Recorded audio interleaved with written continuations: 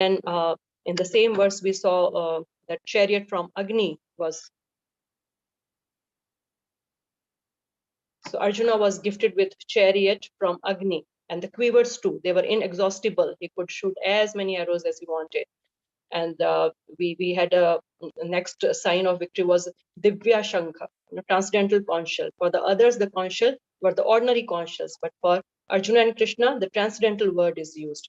And then the last but not the least, the fourth sign of victory was Kapit Bhaja, which is very, very important. We learned a practical lesson from there that any activity of the Vaishnava, they should always pray to the previous Acharya.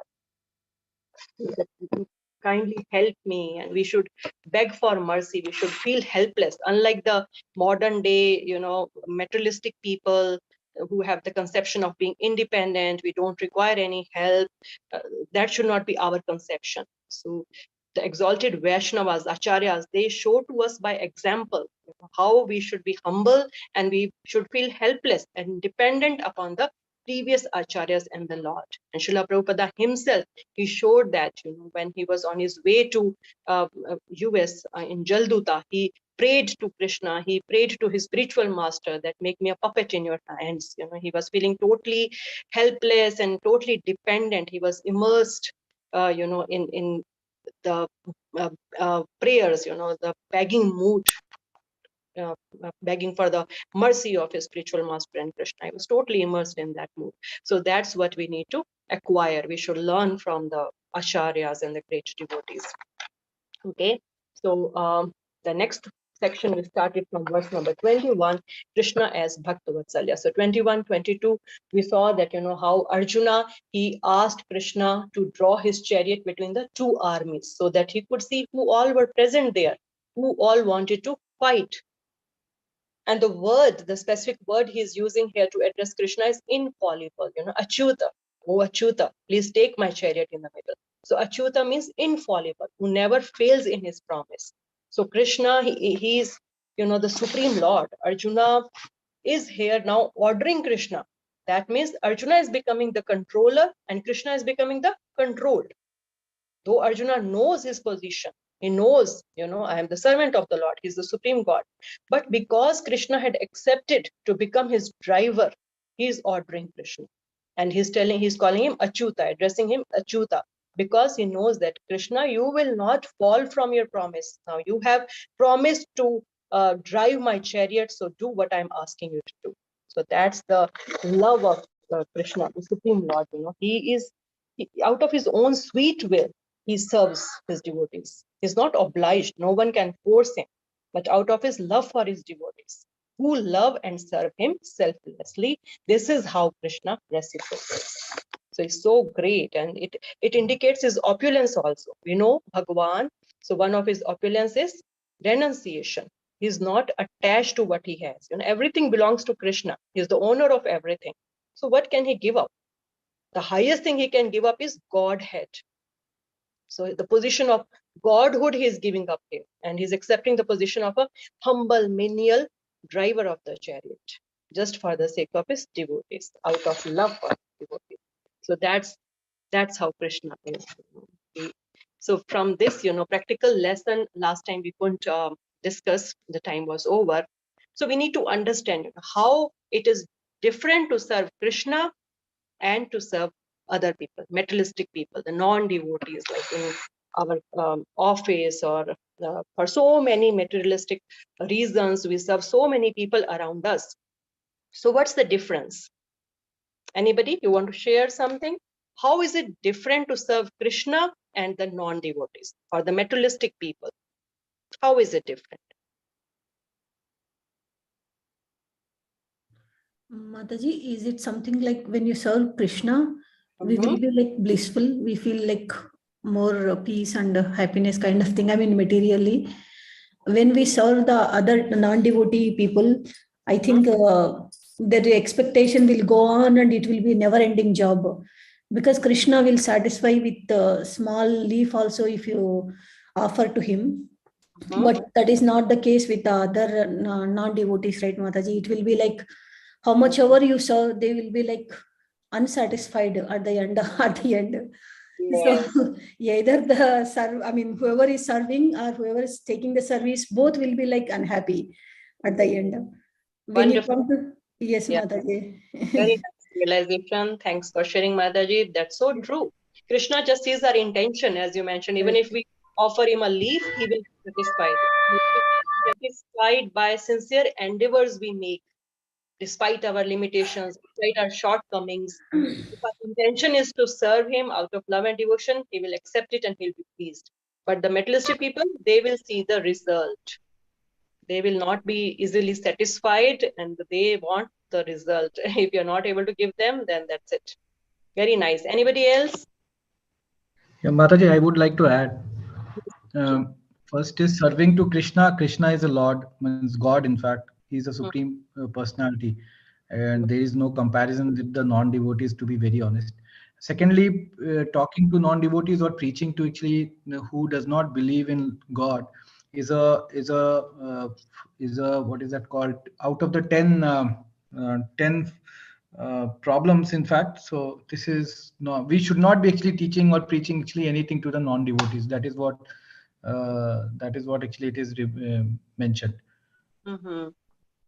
Okay, yeah. So there's no comparison between God and the materialistic people. That's very nice. Right, right.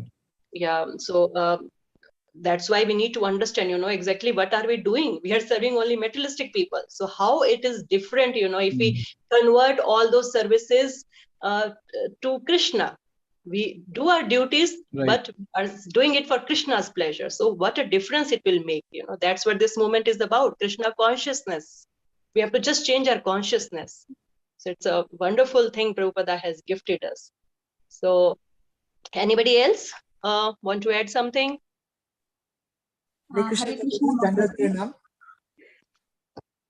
Mataji, I want to add one more point. So if you serve Krishna with love and devotion, that will be, Krishna will remember our lifetimes after lifetimes. And when we serve our non-devotees, just after a day, they will forget and they will question us, what did you serve? What did you serve me? Or something like that. They will forget, maybe like days only. Yeah, very true, Mataji. Mm-hmm. Sudha Mataji, please add on. Hare Krishna Mataji, Dandavat Pranam. Hare Krishna. I wanted to say that initially we will be satisfied because we are all, as living entities, we are all looking for happiness.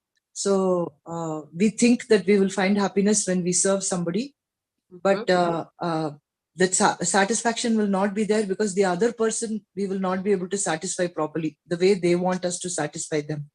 So there will always be that shortcoming. Whereas if we do some selfless service to Lord, we get satisfied immediately. In the beginning, we find happiness, and then later on, as we start getting purified, we will start thinking that we should not do it for our satisfaction. We should do it for the Lord's satisfaction, and then our satisfaction will become more because the Lord will be satisfied. We will also be satisfied. Definitely, definitely. We being the part and parcel of the Lord, we can be satisfied only if He is satisfied. Yes. Only if the stomach is nourished, the all body parts will be nourished. Wonderful. That's so nice to hear from all of you. So regarding this in Srimad Bhagavatam, 11th canto, Prabhupada explains that how Uddhav describes that Krishna is the perfect master to serve. So we need to, decide today whom do we have to serve. So of course we have to do our duties, but directly, indirectly, we have to keep Krishna in the middle. We have to make Krishna the object of our services. Why? Because he is faultless. He is the perfect master to be served. He is a material boss. He will have some or the other fault, definitely, but Krishna is faultless. And the second reason is material boss may not notice all the servants. Somebody may be having a big company, he's a boss of a big company, having so many employees. So he may not be able to notice all the employees. He may not be able to reward all of them. But Krishna is Sarvagya. He knows everything, everybody. So he definitely recognizes and rewards everyone. However insignificant the jiva may be, however insignificant menial service he may be doing, but it will not go unnoticed by Krishna. And the third reason is material boss may he's temporary. He may leave his body anytime, and his reward also is temporary. He may announce some reward, and before even giving us that, he may leave his body, or whatever reward he gives, that will be temporary only. But Krishna is Ananta, eternal, and his rewarding will also be there forever, for sure. We will carry it on to the next life also. It's not temporary. Hare And the next, Krishna Mataji. Hare Krishna.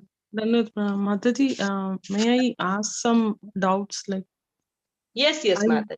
Definitely. Yeah.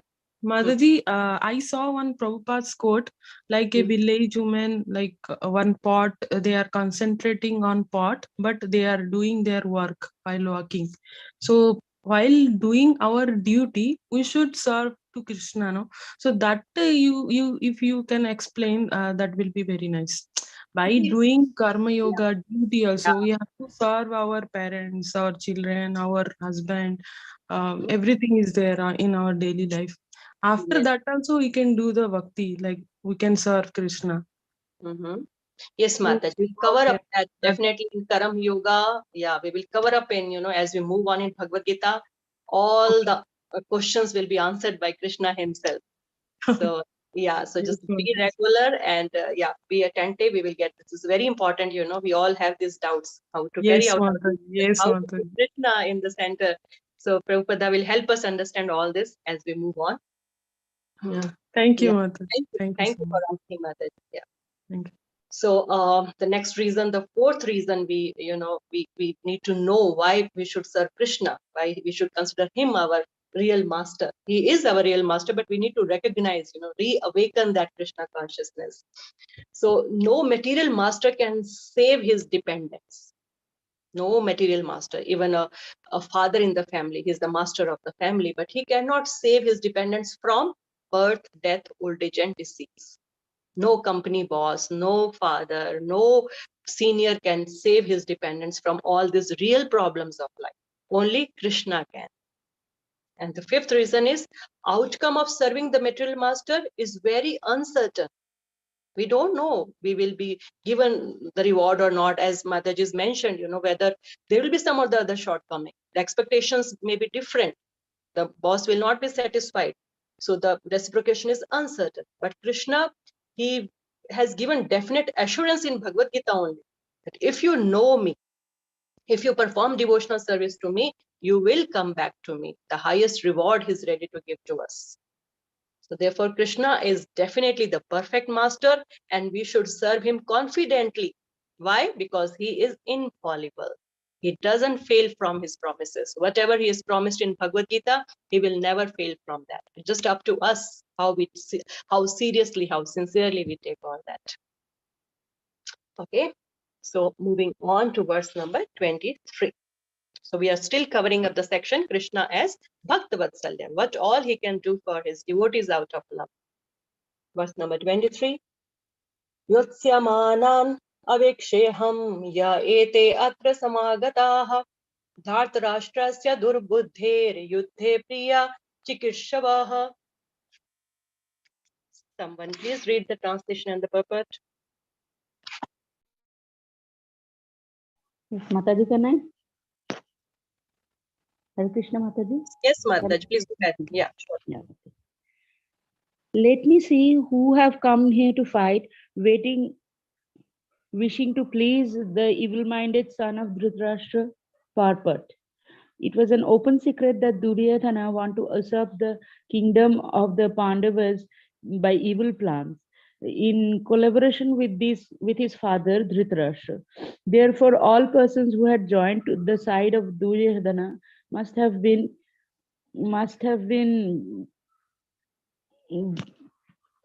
Birds of the same feather. Birds of the same feather. Arjuna wanted to see them on the battlefield before the fight was begun, just to learn who they were, but he had no intention of promising peace negotiations with them. It was also a fact that he wanted to see them to make an estimate of the strength of which he had to face, although he was quite confident of victory because Krishna was sitting by his side. Hare Krishna, Mataji. Hare Krishna. Thank you, Mataji. So here it's very much clear. Arjuna wants to see everyone on his side as well as Duryodhan's side who are there to be engaged in the fight. The important word here, what Arjuna has used to address Duryodhan is Durbuddher. Dhatrashtrasya Durbuddher. Durbuddher, if you see word to word meaning, it's evil-minded. So he's calling Duryodhana evil-minded. Why? Because Duryodhana, he had done all evil things all through the life. He had made so many plots and so many evil plans to destroy Pandavas. So Arjuna is calling him Durbuddher. So Srila Prabhupada explains this further in his lecture that Durbuddher is a person who wants to usurp others' property. That person is called Durbuddher. So we should be satisfied with what Krishna has given us. Everything belongs to Krishna. And he has given us something to us that is his prashadam, that's his mercy. So we should accept that, utilize it for the best purpose, that is serving Krishna as devotees. Be satisfied with that. But Kauravas, they were not satisfied. They didn't even want to give 5 villages. What to speak of 5 villages, not even, the land which would cover up just a point of the needle. Not even that much land they were ready to give up. So they wanted just more and more. They didn't have any satisfaction. So that type of a person is called Durbuddha. So we should be careful. We don't have to become Durbuddha. Moving on to verse number 24. If anybody have any questions anywhere, you can please pause me. Okay, if I'm going too fast or if you want me to repeat something, please pause me. Verse number 24. Sanjaya Uvacha Evam Yukto Rishikesho Gudakeshan Bharata Senyor Ubhayor Madhye Sthapatam Sthapitva Rathotma. Next, please, somebody read the translation paper. Hare Krishna Mataji. Translation. Sanjaya said, O descendant of Bharata, having thus been addressed by Arjuna, Lord Krishna drove up the fine chariot in the midst of the armies of both parties. Purport. In this verse, Arjuna is referred to as Gudakesha. Gudaka means sleep, and one who conquers sleep is called Gudakesha. Sleep also means ignorance. So Arjuna conquered both sleep and ignorance because of his friendship with Krishna. As a great devotee of Krishna, he could not forget Krishna even for a moment, because that is the nature of a devotee. Either in waking or in sleep, a devotee of the Lord can never be free from thinking of Krishna's name, form, qualities, and pastimes. Thus, a devotee of Krishna can conquer both sleep and ignorance simply by thinking of Krishna constantly. This is called Krishna consciousness or samadhi. As Hrishikesha, or the director of the senses and mind of every living entity, Krishna could understand Arjuna's purpose in placing the chariot in the midst of the armies. Thus, he did so and spoke as follows. Hare Krishna. Hare Krishna. Thank you, Mataji. So again, the two specific words here used by Sanjaya to address Krishna are Gudakesha, and the first one is Rishikesha. So Rishikesha, Gudakesha. Is used 2 words to address Krishna here. So Prabhupada has explained in the purport what does this word mean. So Krishna is addressed as first of all Rishikesha because he is master of senses. Rishikesha means master of senses, and now he is going to control Arjuna's senses and make him play a role on the battlefield of Kurukṣetra. So that Bhagavad Gita will be spoken. This is all Krishna's plan. So Krishna is taking charge of Arjuna's senses. And Gudakesha, Prabhupada has explained well, one who conquers sleep or ignorance. Sleep also means ignorance. And how Arjuna had, Arjuna, this, 1 second, and yeah, having thus been addressed by Arjuna, Lord Krishna did that. So Arjuna, he had conquered the sleep. Arjuna is called here Gudakesha and Krishna is called Rishikesha. I'm sorry, I just said, 2 words for Krishna. Gudakesha is the person who has conquered sleep. And Arjuna, he had conquered his sleep because of Krishna's association. He was out of ignorance. Out of ignorance because of Krishna's association. Krishna Surya Sama Maya hai andhakar, jahan Krishna tahan nahi Maya radhika. So if we take shelter of Krishna, we can be out of ignorance. Otherwise, there is no way out.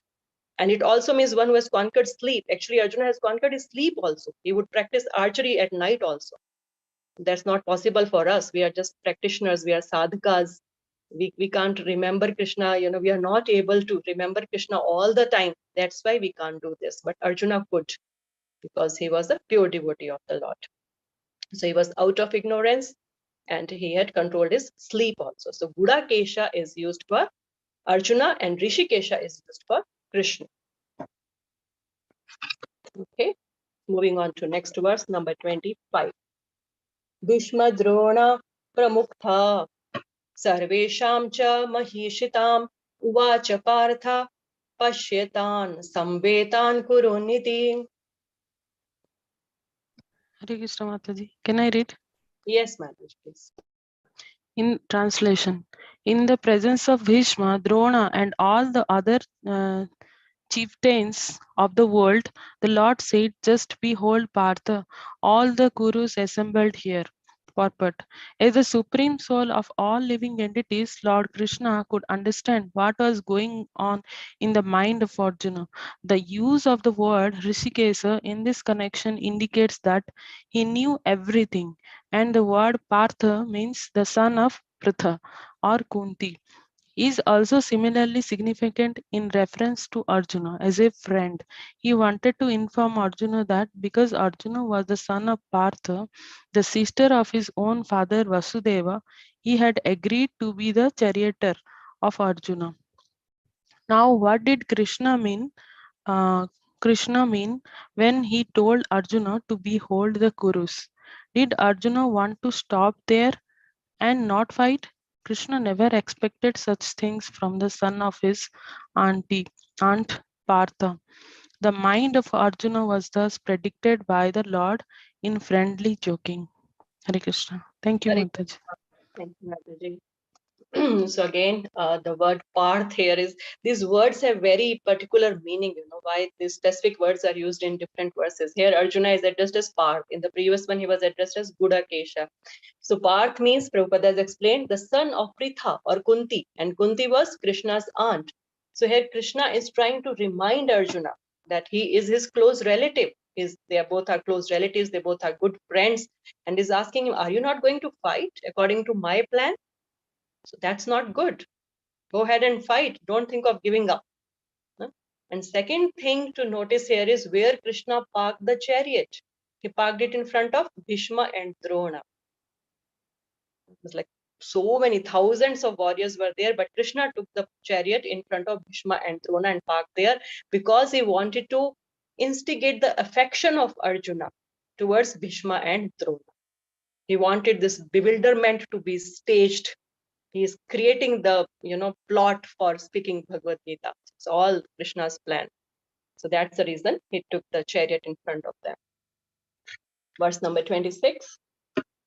Tatra pashya stithan parthan pitran atha pitamahan acharyan matulan bhratran putran potran sakhims tatha shwashuran suhradascheva senyor ubhayor api.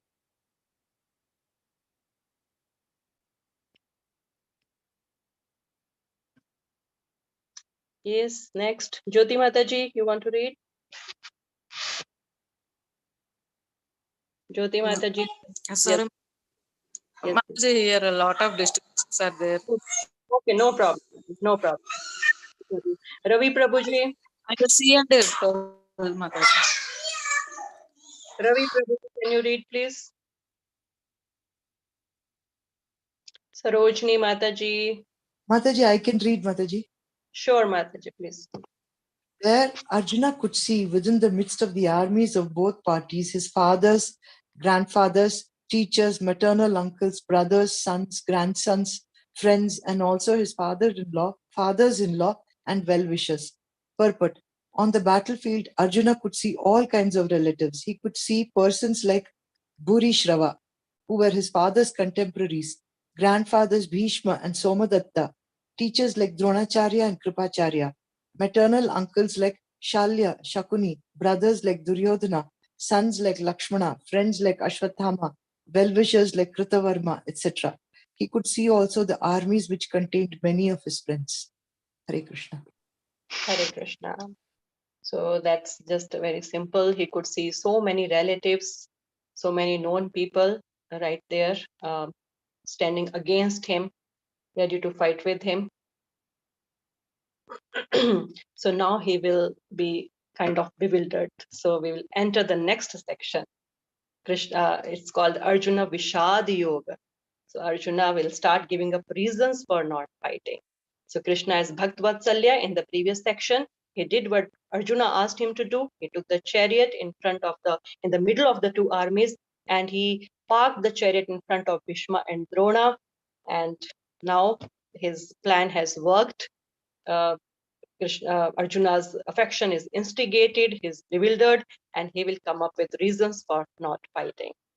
Okay, so this next section from verse number 27 now, this is called Arjun Vishad Yoga.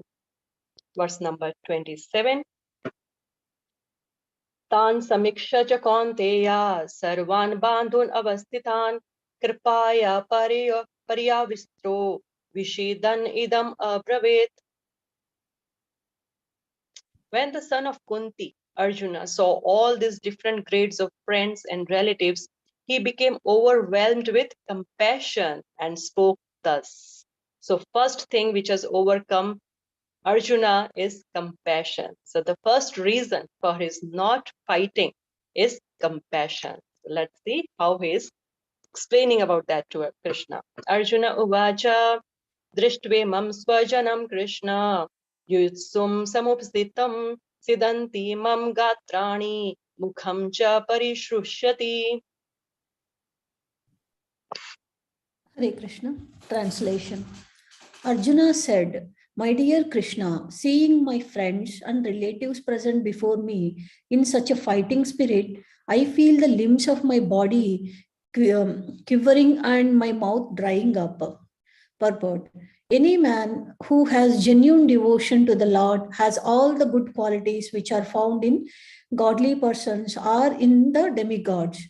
Whereas the non-devotee, however advanced he may be in the material qualifications by education and culture, lacks in godly qualities. As such, Arjuna, just after seeking his kinsmen, friends, and relatives on the battlefield, was at once overwhelmed by the compassion for them who had so decided to fight among themselves. As far as his soldiers were concerned, he was sympathetic from the beginning, but he felt compassion even for the soldiers of the opposite party, foreseeing their imminent death. And while he was so thinking, the limbs of his body began to quiver and his mouth became dry.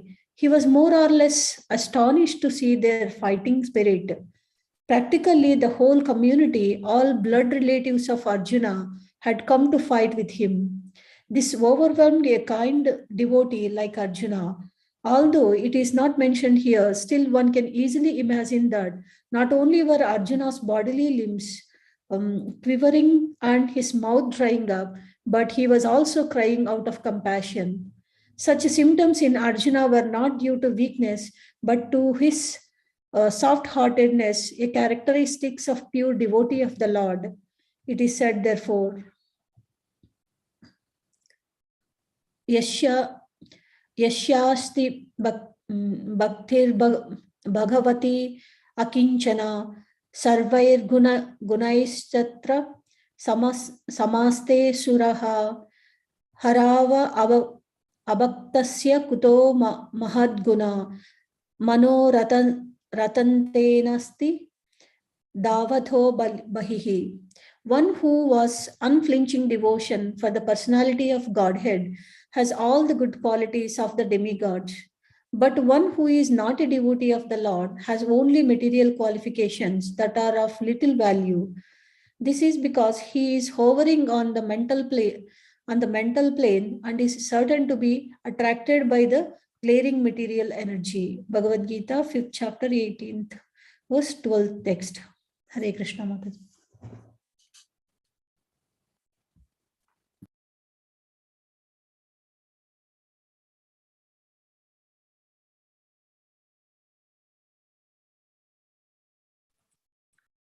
Mataji, you're on mute. Oh, Hare Krishna, I'm sorry. Yeah. So here we see, another quality of Arjuna, being a devotee, how compassionate he is. That's why he's overwhelmed with compassion. In the last paragraph of the purport, Prabhupada is explaining, if someone has unflinching devotion for the personality of Godhead, all the good qualities will manifest in that person. The qualities of demigods will also manifest in that person. But, on the other side, if someone is not a devotee, he has only material qualifications, then that is of little value. And those qualities will also, they may go away under the influence of the modes in no time. We don't know. But if we are trying to perform devotional service, if you're trying to serve Krishna, then slowly, slowly our qualities will increase, unlike the other side. So it's a very important point for us. And the word here now in this verse is Swajanam. Arjuna is telling Swajanam Krishna Yutsum. Yutsum is in fighting spirit, and Swajanam is like all my kinsmen, all my people, my friends and relatives, they are here assembled in a fighting spirit. But he's having compassion for them. He's having compassion for both the sides, people on his side as well as the enemy side, Duryodhan's side. So here he is exhibiting the symptom of a devotee. Unlike Dhritarashtra, in the very first verse what we saw, Dhritarashtra, he had compassion only for his side. But Arjuna is having compassion for the soldiers on the opposite party also. So that is difference between Dhritarashtra and Arjuna. So this shows that Arjuna was not on the bodily platform like Dhritarashtra. Dhritarashtra was like Mamakaha. My sons are like Kauravas and the Pandavas are different. He was differentiating between them. He was being partial because of the bodily concept of life. But Arjuna is above that. So such symptoms, what he's exhibiting here, compassion and all, they are, Prabhupada is telling that it's not because of weakness of the, it's not because of weakness of the heart or because of some materialistic weakness, but it's because of his soft-heartedness. That's a quality of a devotee. A devotee has all the good qualities, and a Vaishnava, he doesn't even want to harm anyone, not even an ant. So that's how Arjuna didn't want to hurt anybody. He didn't want anyone to die due to war. So he's still talking about compassion. Next verse again will tell us more about that. Verse number 29. Vepatuscha sharire me roma harshascha jayate gandivam sramshate hastat tvakcheva paridayate. Hare Krishna Mataji, can I read? Yes, please. My whole body is trembling. My hair is standing on end. My bow Gandiva is slipping from my hand, and my skin is burning. But there are two kinds of trembling of the body, and two kinds of standings of the hair on end. Such phenomena occur either in great spiritual ecstasy or out of great fear under material conditions. There is no fear in transcendental realization. Arjuna's symptoms in this situation are out of material fear, namely loss of life. This is evident from other symptoms also. He became so impatient that his famous bow Gandiva was slipping from his hands, and because his heart was burning within him, he was feeling a burning sensation of the skin. All these are due to a material conception of life. Hare Krishna. Hare Krishna Mataji. Oh no, here Prabhupada is telling us the different reason of his being compassionate. So there we see a contradiction. Srila Prabhupada here says that Arjuna's symptoms are due to material fear. In the previous verse, Prabhupada said that these are the quality of a devotee. It's not a material weakness or something. It's a soft-heartedness. That's the quality of a devotee, compassion. But here is saying that it's because of material conception of life. It's because of his material fear. So we need to understand it, from the Acharya's point of view, what it is, why Prabhupada is telling it like that. So all these, are due to material conception of life because it's Lord's plan, Lord's Yogamaya potency that is working upon Arjuna now. In the first verse we saw, he's a devotee. He's having natural compassion for everybody.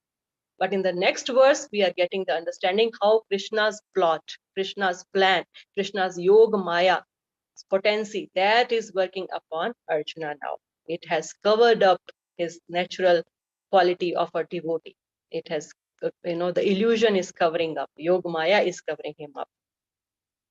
So Yoga Maya's potency, that is natural quality of compassion, softness, now they are transformed into material conception of life. So it's all happening because of Lord's plan. Otherwise, the pure devotee, he would not exhibit such symptoms. So this first reason of Arjuna is not fighting. First, it was natural because of compassion of a devotee. But in the verse number 29, Prabhupada is saying that he's exhibiting all these physical symptoms now. Body trembling, hair standing. So now it's coming on the bodily platform. Yoga Maya is acting upon him. And from Prabhupada's lecture also we understand that, why this is happening. Because in the previous verse we say, he said, Swajana, my people, my family, my relatives. So Prabhupada in his lecture, he explains very beautifully, from where have we got this idea of family and me and mine and all. So Prabhupada tells that Krishna is a person, he's not impersonal.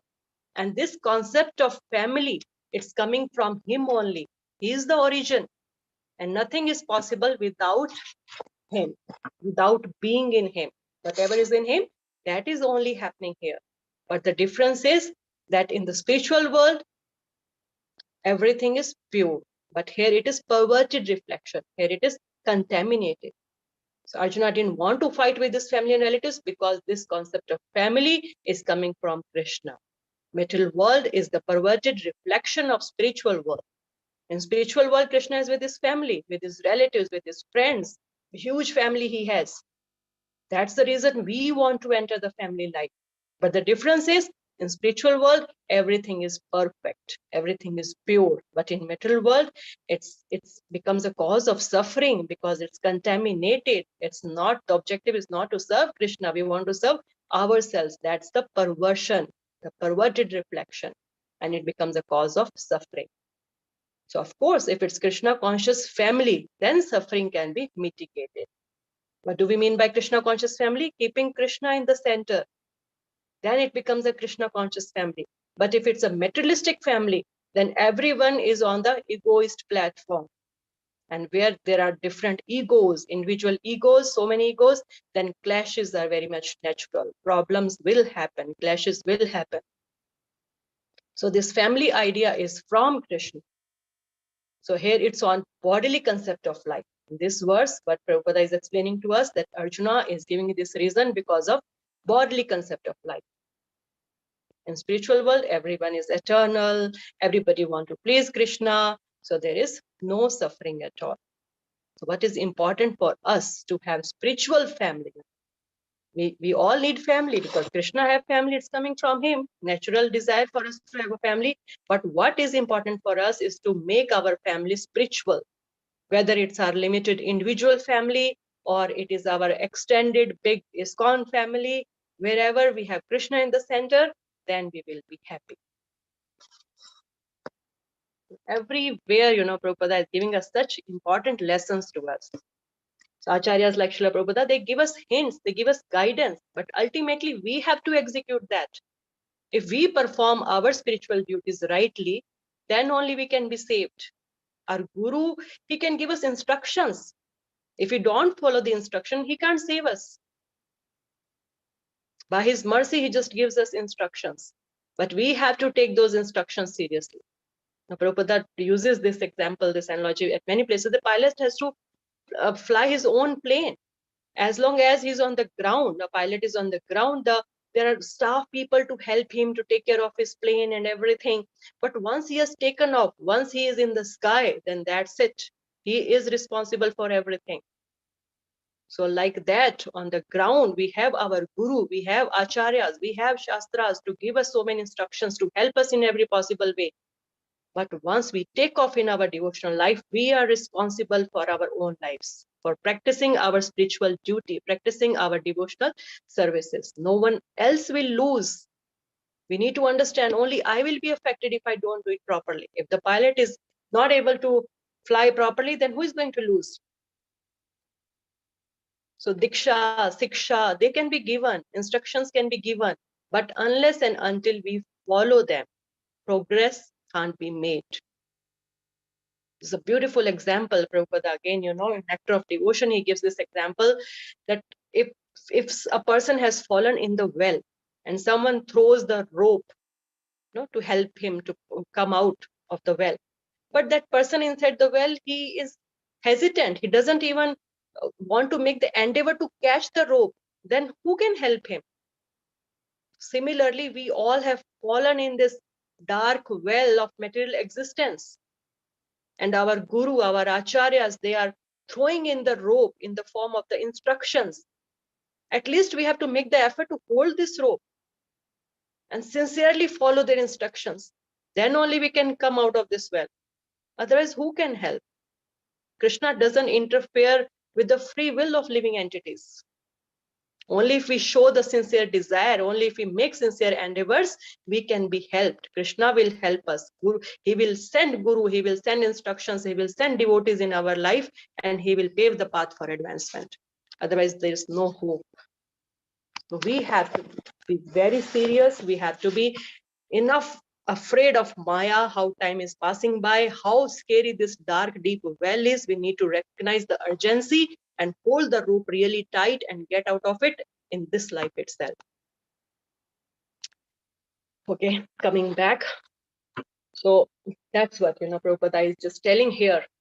This verse is now pointing out that these symptoms are of because of material conception, because of the bodily conception, because now Krishna's Yogamaya potency is working upon Arjuna and it is transforming his natural compassion into these problems, these symptoms on bodily level. So Srila Prabhupada says that this own manship in relationship with the body, this is barrier for spiritual understanding. That's what is happening to Arjuna now. I am body and anything related to the body. This conception is like a barrier in spiritual advance.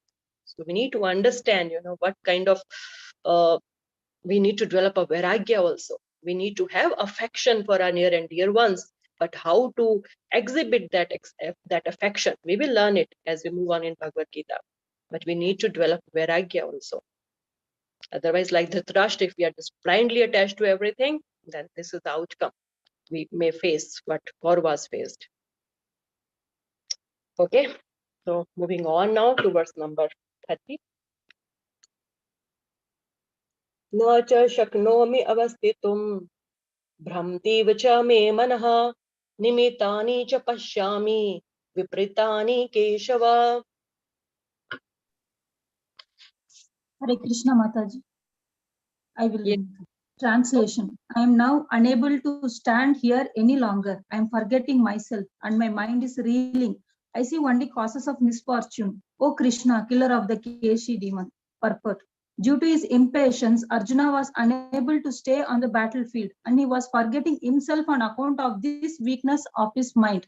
Excessive attachment for material things puts a man in such a bewildering condition of existence. Bhayam Dvitiya Biniveshataha Syat. Bhagavatam 11.2.37. Such fearfulness and loss of mental equilibrium takes place in persons who are too affected by material conditions. Arjuna envisioned only painful reverses in the battlefield. He would not be happy even by gaining victory over the foe. The words nimittani viparitani are significant. When a man sees only frustration in his expectations, he thinks, why am I here? Everyone is interested in himself and his own welfare. No one is interested in the Supreme Self. Arjuna is showing ignorance of his real self-interest by Krishna's will. One's real self-interest lies in Vishnu or Krishna. The conditioned soul forgets this and therefore suffers material pains. Arjuna thought that his victory in the battle would only be a cause of lamentation for him. Hare Krishna. Thank you. Hare Krishna. Thank you, Mataji. So now Arjuna is coming up with the next reason. So that reason directly will be told later. But this reason, from the purport, we understand that what will I do even if I win, this will be of no use for me.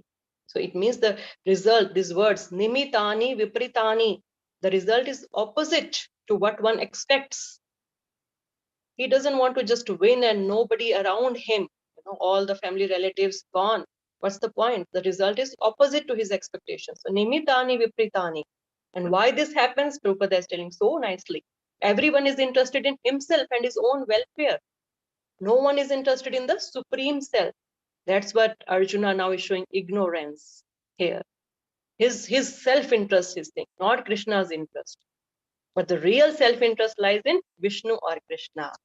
Prahlad Maharaj says in Bhagavatam, one's real self-interest lies in Vishnu. That's the actual benefit for the self also. This jiva is trapped in this body. And we can become free from the frustrations of this material world only if, we act according to Krishna's plan. And what is Krishna's plan? That we learn from our guru, from sadhu, from the shastras. Otherwise, there is frustration, and we know this saying, the nature of the material world is man proposes, God disposes. We may have some plan, we may have some expectations, some thoughts, but the result will be according to Krishna's will. So if we align our plans, our thoughts, our wishes with Krishna's plan, then there's no frustration. But here everybody is thinking, I'll be happy according to my plans, my efforts. I will earn money, I will have a house, my family. So that's it. This is the reality, the material happiness is like a mirage. One step more and there will be happiness. One step more, there will be happiness. So mirage is what? Approaching, a place, just looking for water. It appears that there's water, but there's no water. As we reach that point, oh no, the water is ahead. Let me take one more step, one more step. So like that, it's happening in material life. One more step and I will get happiness. One more step, more happiness. But it never happiness. Happiness is not reached because our plan is not aligned with Krishna's plan. So here Arjuna is just posing this reason now. Nimitani vipritani Keshava. I see only cause of misfortune. My mind is reeling. I don't expect this result, this outcome from this war. So he's thinking about his interest, his thoughts, his expectations. Now he will make it more clear in the next verse number 31. Hare Krishna Mataji, a small doubt. Yes. Mataji, like you said, we have to act according to Krishna's plan. Suppose we have some plan, but it happens to be like other way. So we should take it, accept that it is not Krishna's plan. That's why it is been planned the other way. It should be like that, Mataji. Our the way we have to just accept whatever happens. Like we put our endeavor, but instead it happens the other way. But we should be like accepting whatever the outcome. Is it like that, Mataji? Like just. It's true, Mataji, true. If we expect it like that, we will not be frustrated. We will be peaceful. We'll be normal in all the situations. I did my best. But yes. This was Krishna's will. It had to go the other way. And that's how we pray to Krishna. Whatever you think is the best for me. You are my Supreme Father. You can foresee, you know my past, present, future, everything. I don't know. You just, sanction whatever is good for me, whatever is best for me. Okay. So Krishna, I just read this quote last week only. Krishna destroys our plan when he sees that the plan is going to destroy us. So as devotees, we should think like that. We should have that much confidence, that much dependence upon Krishna. I had some plan. I acted, accordingly, but it didn't work out because my Lord has a better plan for me. Maybe my plan was, harmful for me. It could destroy me in some way. So if we think like that, if we take Krishna's shelter and always depend upon him, taking it to be his mercy, it's his will, then we will be peaceful, we'll be happy, and Krishna will definitely, carve out a better plan for us. His plan is always the best, not just better. Thank you, Mataji. Thank you so much for sharing that quote, Mataji. Thank you, Mataji. Hare Krishna. So verse number 31. Did I already recite it? Not yet, right? Okay. Na cha shreyo anupasthitami hatva swajanam ahave na kangshe vijayam Krishna na cha rajam sukhani cha. Mataji, can I read? Yes, Mataji, please. Yeah, translation. I do not see how any good can come from killing my own kinsmen in this battle, nor can I, my dear Krishna, desire any subsequent victory, kingdom, or happiness. Puppet, without knowing that one's self-interest is in Vishnu or Krishna, conditioned souls are attracted by bodily relationships, hoping to be happy in such situations. In such a blind conception of life, they forget even the causes of material happiness. Arjuna appears to have even forgotten the moral codes for a Kshatriya. It is said that two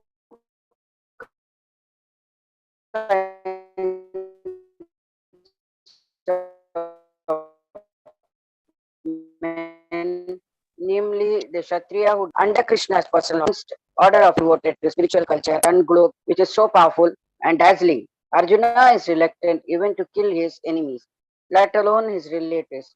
He thinks that by killing his kinsmen, there would be no happiness in his life, and therefore he is not willing to fight.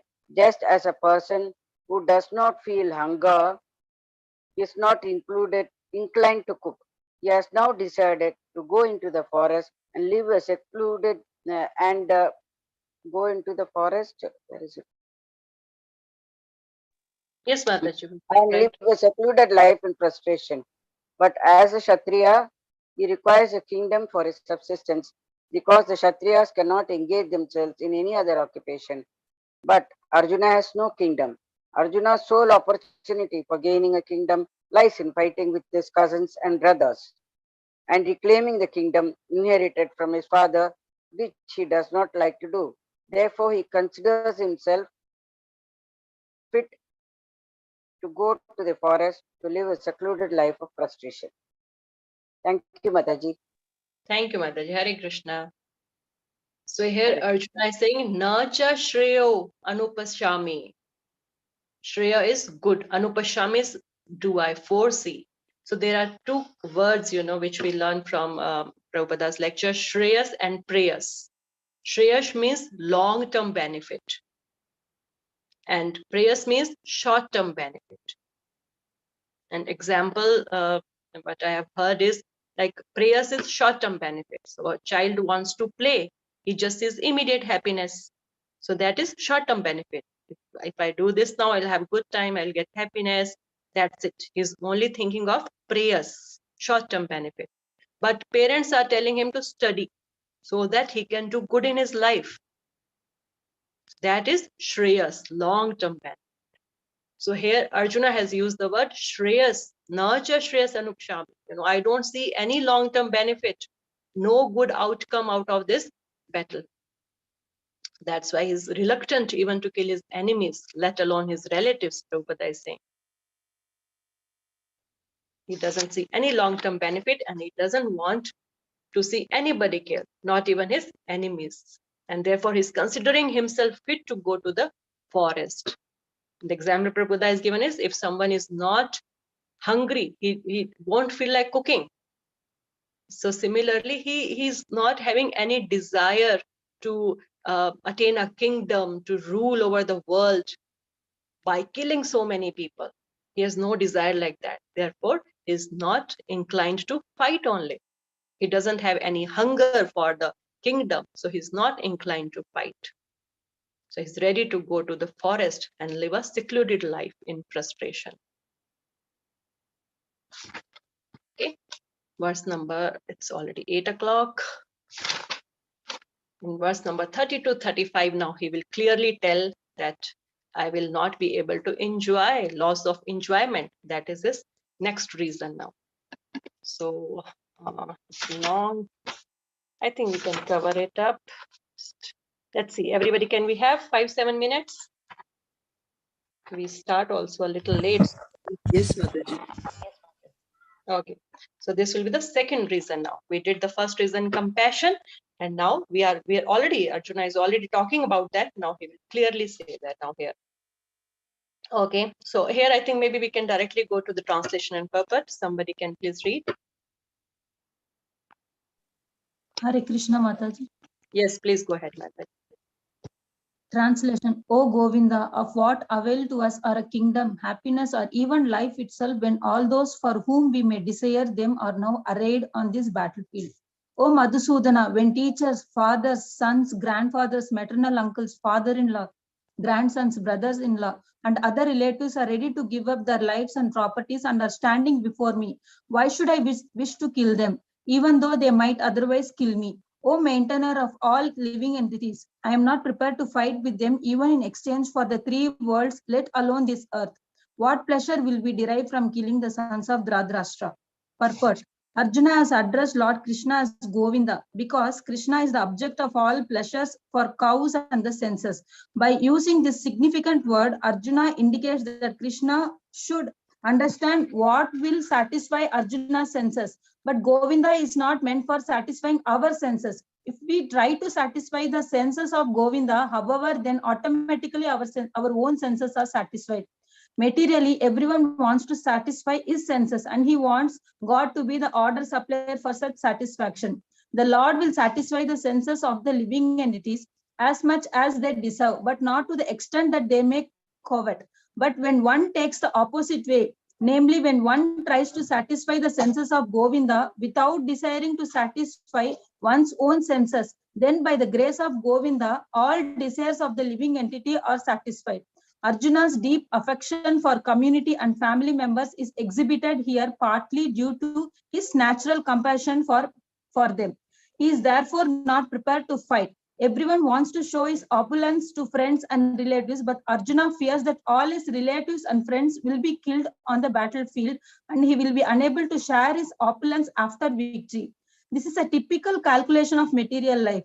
The transcendental life, however, is different. Since a devotee wants to satisfy the desires of the Lord, he can, Lord willing, accept all kinds of opulence for the service of the Lord. And if the Lord is not willing, he should not accept a fasting.